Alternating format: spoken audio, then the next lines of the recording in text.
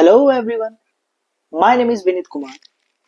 हम शुरू करने जा रहे हैं क्लास 10th का केमिस्ट्री का चैप्टर 1, जिसके अंदर मैं आपको ओवरऑल एवरीथिंग कवर करवाऊंगा जो आपके प्री बोर्ड और बोर्ड के पर्पज से बहुत ज्यादा कंपलसरी हो जाता है।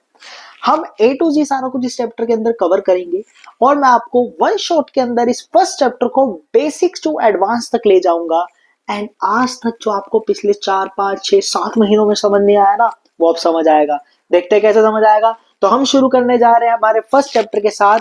नोट्स बायलैंग्वेज होंगे, notes Hindi and English language में होंगे।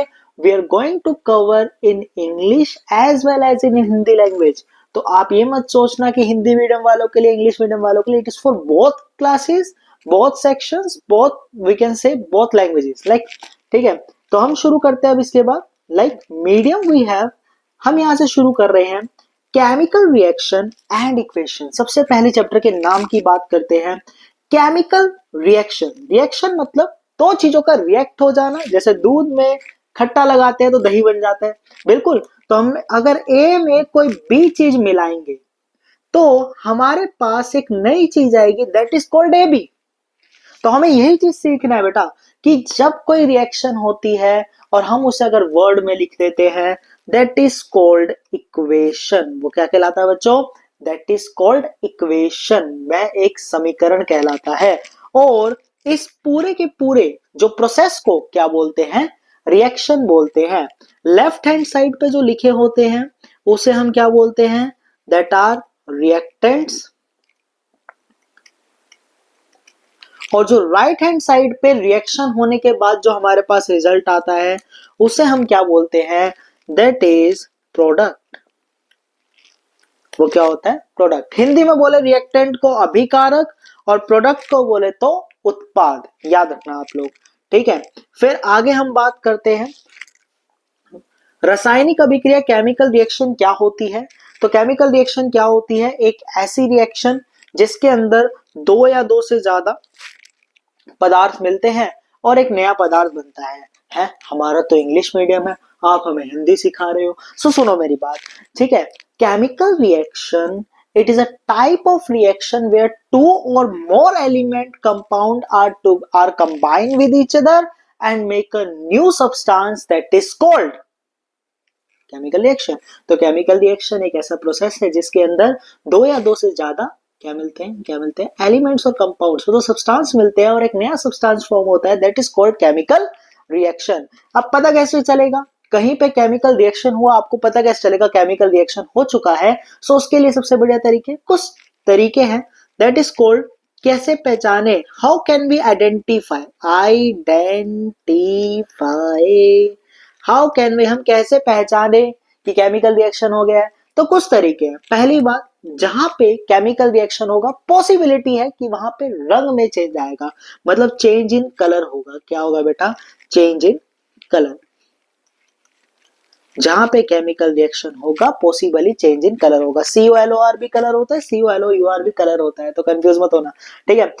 और क्या होगा? अवस्था में परिवर्तन होगा। अवस्था मतलब स्टेट, सॉलिड का लिक्विड, लिक्विड का गैस, फिर बेटा गैस का सॉलिड, सॉलिड का गैस, एनीथिंग कुछ भी हो सकता है। मतलब स्टेट में क्या आएगा? चेंज आएगा, चेंज इन स्टेट होगा। गैस का निकलना, गैस निकलेगी, तुम खाना खाते हो उसके बाद तुम गैस ही गैस निकालते रहते हो, दैट इज गैस निकालना, है ना। तो गैस निकालना मतलब तुम्हारे पेट में खाना गया, केमिकल रिएक्शन हुई, गैस बनी, कार्बन डाइऑक्साइड तुमने निकाली, वहां पे गैस बनी या नहीं बनी? तो गैस फॉर्मेशन होता है, फॉर्मेशन ऑफ गैस होता है। तापमान में परिवर्तन आता है, चेंज इन टेम्परेचर होता है, या तो टेम्परेचर बढ़ता है या घटता है। और अवशेप का बनना, अवशेप आपको याद रखना पड़ेगा। अवशेप इंग्लिश में बोलते हैं, बनने को बोलते हैं फॉर्मेशन, फॉर्मेशन ऑफ, ठीक है। क्या बन रहा है? अवशेप, दैट इज प्रेसिपिटेशन। क्या बन रहा है बेटा? प्रेसिपिटेशन। प्रेसिपिटेशन क्या होता है? प्रेसिपिटेशन मतलब कभी कभी रिएक्शन के दौरान ऐसा होता है कि कुछ इनसोल्यूबल सॉलिड बन जाते हैं। इनसोल्यूबल सॉलिड बन जाते हैं मतलब कुछ ऐसे सॉलिड्स बन जाते हैं, कुछ ऐसे ठोस बन जाते हैं जो सॉल्यूशन के अंदर, वाटर के अंदर घुलते नहीं है। तो ये प्रेसिपिटेशन या अवशेप क्या होता है? Insoluble solid. इनसोल्यूबल सॉलिड मैंने अभी आपको बताया, इनसोल्यूबल सॉलिड का मतलब है ऐसे ठोस जो अघुलनशील होते हैं, मतलब जो घुलते नहीं है। हम इस चीज को आगे याद रखेंगे। अब केमिकल इक्वेशन आपको बता चुका हूँ, रिएक्शन को वर्ड्स में लिखना क्या कहलाएगा, केमिकल केमिकल इक्वेशन। याद रखना, जैसे कि यहाँ पे एक वर्ड इक्वेशन लिखी है, मैग्नीशियम और ऑक्सीजन को मिलाया, जिसको मिलाते हैं उसको क्या बोलते हैं, दैट इज रिएक्टेंट। ये रिएक्टेंट है, अभिकारक है। और जो रिजल्ट आता है जैसे कि मैग्नीशियम ऑक्साइड, ये क्या है, ये क्या है, ये प्रोडक्ट है, उत्पाद है, बिल्कुल सही। फिर उसके बाद अब हम क्या करेंगे, इसको सिंबल्स में लिखेंगे। ठीक है, पहले वर्ड में फिर सिंबल्स में। तो मैग्नीशियम को बोला Mg, 9th क्लास में पढ़ा था। ऑक्सीजन को बोला, कहाँ गया ये रहा, ऑक्सीजन को बोला O2, और जो हमारे पास मैग्नीशियम ऑक्साइड आया उसे क्या बोला, MgO, that is magnesium oxide. ठीक है, बट अगर आप ध्यान से देखो, ये जो इक्वेशन है ये बैलेंस्ड नहीं है। बैलेंस मतलब संतुलित नहीं है। कैसे, यहाँ पे मैग्नीशियम एक है, यहाँ पे मैग्नीशियम एक है, पर यहाँ ऑक्सीजन दो है, पर यहाँ पे ऑक्सीजन क्या है, एक। तो हमें ये चीज याद रखनी है कि हमेशा बैलेंस्ड होना रिक्वायर्ड है। लेफ्ट हैंड साइड हमेशा राइट हैंड साइड के इक्वल होनी चाहिए। जितने number of element left hand side पे है, उतने ही नंबर ऑफ एलिमेंट कहाँ होनी चाहिए, राइट हैंड साइड पे होने चाहिए। तो हम क्या करेंगे, बैलेंस करेंगे। मैग्नीशियम ऑक्साइड जिसको बैलेंस करना, उसके बाहर पहले बॉक्स बना लेंगे, और जो भी चेंज होगा बॉक्स के बाहर होगा, बॉक्स के अंदर नहीं होगा। तो मुझे पता है ऑक्सीजन को कितने से बढ़ाना है, 2 से। तो मैं इस बॉक्स से, जो यहाँ मैं बॉक्स बनाऊंगा, उस बॉक्स के बाहर क्या लिख दूंगा, 2। अभी 2 मल्टीप्लाई करेगा Mg को भी और O को भी। तो ये 2 Mg को भी मल्टीप्लाई कर रहा है और किसको कर रहा है, O को भी कर रहा है। अब मैग्नीशियम कितने हो गए, 2, और ऑक्सीजन भी कितने हो गए, 2। तो यहाँ मैंने देखा ऑक्सीजन 2 है, और यहाँ पे भी ऑक्सीजन मल्टीप्लाई होने के बाद कितने हो गए, 2 2, बैलेंस है। पर मैग्नीशियम यहाँ पे कितना हो गया, 2, और यहाँ पे स्टार्टिंग में मैग्नीशियम कितना था रिएक्टेंट में, 1। तो हमें क्या करना पड़ेगा, यहाँ पे मैग्नीशियम को भी 2 से मल्टीप्लाई करके बढ़ाना पड़ेगा। ठीक है, और बैलेंस करना क्यों है, सिंपल सा मेथड है। हमने 9th क्लास में पढ़ा था law of conservation of mass. ठीक है, द्रव्यमान संरक्षण का नियम, जो कहता है mass neither be created nor be destroyed, कि मास द्रव्यमान ना ही बनता है ना ही खत्म होता है। तो हमें बैलेंस क्यों करना चाहिए, पेपर में एमसीक्यू बेस्ड क्वेश्चन आता है, हमारे लिए बैलेंसिंग क्यों जरूरी है, इसलिए जरूरी है द्रव्यमान संरक्षण का नियम, law of conservation of mass follow हो सके। ठीक है, और फिर हमारे पास आता है नेक्स्ट टॉपिक। नेक्स्ट टॉपिक हमारे पास क्या है, दैट इज, नेक्स्ट टॉपिक है हमारे पास, अब जब हम इक्वेशन, केमिकल इक्वेशन लिखते हैं, हम कुछ सिंबल्स का यूज करते हैं। वो सिंबल्स क्या होते हैं, लाइक सॉलिड के लिए हम S का यूज करते हैं, ठोस के लिए। हम द्रव के लिए, लिक्विड के लिए हम L का यूज करते हैं, तरल के लिए। गैस के लिए हम G का यूज करते हैं, और जलीय विलयन के लिए, एक्वस सॉल्यूशन के लिए हम AQ का यूज करते हैं। आई होप आपको क्लियर होगा। कोई भी डाउट हो कमेंट करो, मैं आपका डाउट क्लियर करके रहूंगा, चाहे वो कमेंट में हो या चाहे वो आपके लिए मेरे को डाउट क्लास लेकर आनी पड़े एवरी सैटरडे संडे। सो मैं आपके साथ हूं, हम बोर्ड में टॉप करने की 100% कोशिश करेंगे, और कोशिश कर करके हम नंबर ला कर रहेंगे। सो हम आगे कंटिन्यू करते हैं। एक्वस का मतलब होता है बेटा लाइक सॉल्यूशन, सोल्यूबल मतलब ऐसे जेली जैसा, ठीक है, जिसमें मिक्स हो, कोई सॉल्यूशन स्टेट में होगा, उसे हम क्या बोल देंगे, एक्वस बोल देंगे। फिर क्या आता है, टाइप ऑफ केमिकल रिएक्शन, जो हमारे लिए बहुत ज्यादा जरूरी हो जाती है। पेपर के अंदर रिएक्शंस के बारे में पूछा जाता है कि कौन सी रिएक्शन है, कैसी रिएक्शन है। तो आपको minimum, bare minimum 2-2 chemical reaction हर एक टाइप की याद करनी है। ठीक है, एक एक मैं लेकर आया, बाकी सब आपके नाम। तो हम शुरू कर रहे हैं, पहली कौन सी है, संयोजन अभिक्रिया, दैट इज कॉम्बिनेशन रिएक्शन। मैंने अभी आपको बताया ए बी मिलेगा, ए बी बनेगा, that is combination reaction. Combination reaction का मतलब है टू और more substance combine with each other and make a new product. 2 या 2 से ज्यादा पदार्थ मिलेंगे और एक नया प्रोडक्ट बनाएंगे। जैसे ए और बी मिलेगा और क्या बनाएगा, ए बी बनाएगा। इस चीज को याद रखना है। जैसे कि एन एग्जांपल, कैल्शियम ऑक्साइड, चूना, चूना चूना चूना बोलते हैं, इसको याद रखना। इसमें क्या मिलाया, पानी, H2O मिलाया, कैल्शियम हाइड्रोक्साइड बना, और क्या निकली, हीट निकली। एक चीज याद रखना, याद रखना, क्या याद रखना, कि जब रिएक्शन के बाद, रिएक्शन हो जाने के बाद हीट प्रोड्यूस होती है, जिस रिएक्शन में, ठीक है, मेरी दोबारा से बात करो, जिस रिएक्शन में रिएक्शन हो जाने के बाद हीट निकलती है, उस रिएक्शन को क्या बोलते हैं, ठीक है, निकल रही है ना, एग्जिट हो रही है, हीट एग्जिट हो, उसे हम बोलते हैं एक्सोथर्मिक रिएक्शन। कौन सी रिएक्शन? Exothermic reaction. इस चीज को याद रखना। एक्सोथर्मिक नाम से पता चल रहा है, EX मतलब एग्जिट हो रही है, थर्मिक मतलब हीट, हीट क्या हो रही है? एग्जिट हो रही है। तो जिस रिएक्शन में हीट प्रोडक्ट में निकलेगी उसे क्या बोलेंगे? एक्सोथर्मिक, और हिंदी में बोलेंगे ऊष्माक्षेपी। याद रखना। फिर इसके बाद आगे बात करेंगे, हाइड्रोजन ऑक्सीजन मिलेगा, H2O बनेगा, मतलब A और B मिला, AB बना, वही कॉम्बिनेशन रिएक्शन। कार्बन और ऑक्सीजन मिला, कार्बन डाइऑक्साइड मिला। जब कोयला आप जलाते हो, ठीक है, तो कोयला जलते टाइम कोयला दैट इज कार्बन, ठीक है, जलने के लिए ऑक्सीजन के साथ रिएक्ट करता है, कार्बन डाइऑक्साइड बन जाता है। इस चीज को आपको याद रखना पड़ेगा। सेकंड जो हमारे पास रिएक्शन आ जाती है दैट इज डीकम्पोजिशन रिएक्शन होती है, वो जो कॉम्बिनेशन की उल्टी है। अगर हम कॉम्बिनेशन याद करें, ए और बी मिलेगा तो ए बी बनेगा।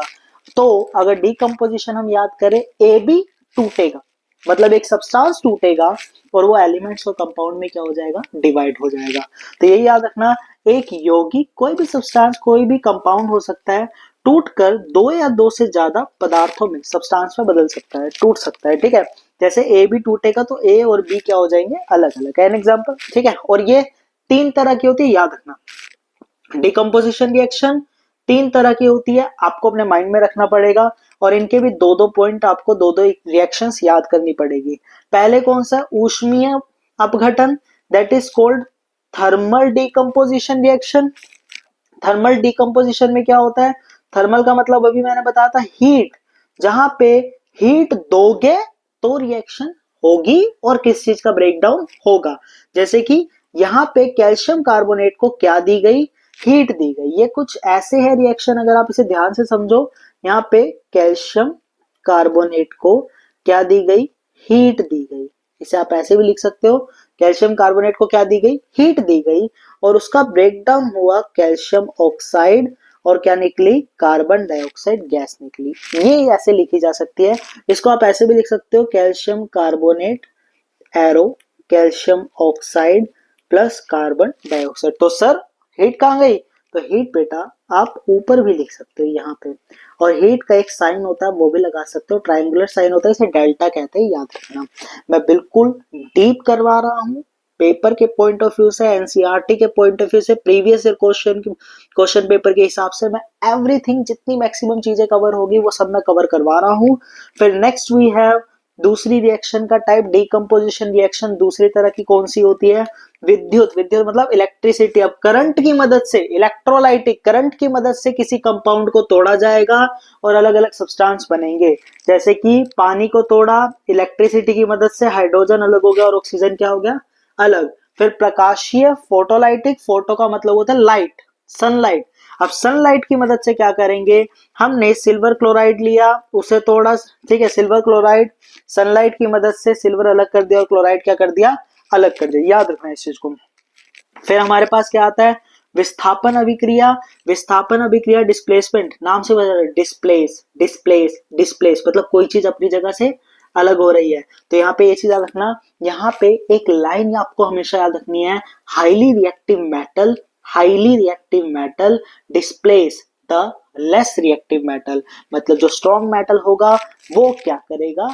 वो डिस्प्लेस कर देगा, जगह ले लेगा किसकी? वीक मेटल की। ठीक है, तो यहाँ पे अगर आप ध्यान से देखो, ए एक मेटल है और बी सी एक कंपाउंड है जिसमें बी भी एक मेटल है। तो ए क्या करेगा? स्ट्रॉन्ग है, ए स्ट्रॉन्ग है, तो वो बी की जगह ले लेगा और सी के साथ क्या बना लेगा? बॉन्ड। तो क्या बना? ए सी, और जो बी था वो अलग रह गई यहाँ पे।